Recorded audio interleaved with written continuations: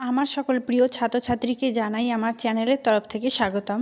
তো স্টুডেন্ট, আজকে আমি আলোচনা করব তোমাদের প্রিভিয়াস ইয়ার প্রশ্ন নিয়ে। ঠিক আছে, 5th সেমিস্টারের কোচবিহার পঞ্চনন বর্মা ইউনিভার্সিটি 2021-এর প্রশ্নপত্র ডিএসই বেঙ্গলি। ঠিক আছে, আলোচনা করছি। তো আলোচনার পূর্বে তোমাদের কাছে অনুরোধ রইল, তোমরা অবশ্যই আমাদের এই চ্যানেলটি সাবস্ক্রাইব করে পাশে থাকবে, তাহলে নিত্য নতুন ভিডিও তুমি সকলের আগে পেয়ে যাবে। ঠিক আছে, তো দেখো আলোচনা করছি বাংলা উপন্যাস উদ্ভব ও ক্রমবিকাশ পার্ট এ আলোচনা করছি, তারপরে এক এক পার্ট বি আলোচনা করব। দেখতে থাকো। দেখো, নেক্সট, নিম্নলিখিত যে কোনো দুটি প্রশ্নের উত্তর দাও।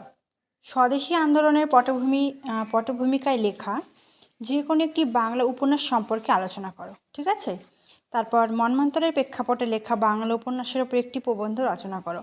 নেক্সট, হুতুম প্যাঁচার নকশা রচনায় গদ্যশৈলী সম্পর্কে আলোচনা করো। এটা পার্ট এ গেল।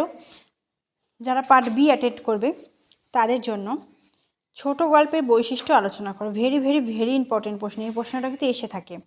ছোট গল্পের সমাপ্তির বৈচিত্র্য নিয়ে যে কোনো দুটি বাংলা ছোট গল্প অবলম্বনে আলোচনা করো।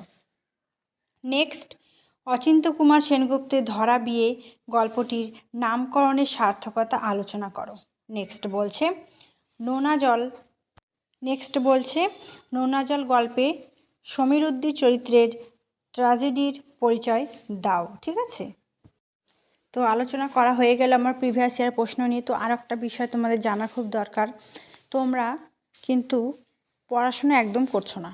ঠিক আছে, ভিডিওগুলো কিন্তু দেখছো না, তোমরা এমনটা করবে না। প্রথম থেকেই দেখবে, তাহলে সফলতা অর্জন করতে পারবে। ঠিক আছে, প্রথম থেকেই দেখবে। ভিডিওগুলি কেমন লাগছে কমেন্ট করে জানাবে। ভিডিওটি ভালো লাগলে বন্ধুদের সাথে অবশ্যই শেয়ার করবে। অন্য কোন সাবজেক্টের সিলেবাস চাও সেটাও কমেন্ট করে জানাবে।